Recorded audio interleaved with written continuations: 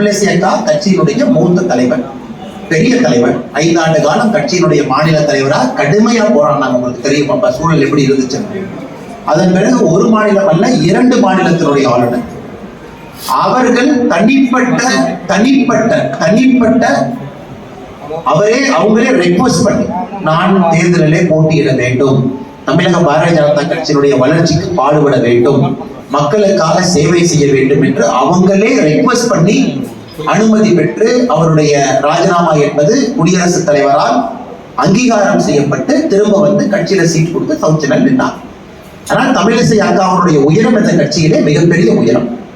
நீங்க மேடையில போறாங்க, ஏதோ 2 கான்வர்சேஷனை பாக்குறீங்கன்னா அதை மீடியா நண்பர் யாரோ கேப்சர் பண்றாங்க, அந்த வீடியோ பார்க்கிறோம், இன்டர்பிரேஷன் பல பேர் பல இன்டர்பிரேஷன் கொடுக்குறாங்க. நம்முடைய கட்சியை பொறுத்தவரை இது ஒரு குடும்பம். அமித்ஷாஜி அவர்களை பொறுத்தவரை எல்லோரையும் குடும்பமாகத்தான் பார்ப்பாங்க. இதுல யாருமே ஏற்றம் இறக்கமாக நம்முடைய கட்சியில யாரும் பார்க்க போவது கிடையாது. அதனால்தான் தமிழிசை அக்கா அவர்களை என் இல்லத்திற்கு சென்று நான் சந்தித்து விட்டு வந்தேன். இந்த கட்சியினுடைய வளர்ச்சிக்கு மிக முக்கியமான தலைவராக இருந்து கொண்டிருக்கின்றார், இருக்க போகின்றார். அதனால அது யூகத்துக்கு எந்த விதமான வேலையும் இல்லை. அந்த கான்வர்சேஷன்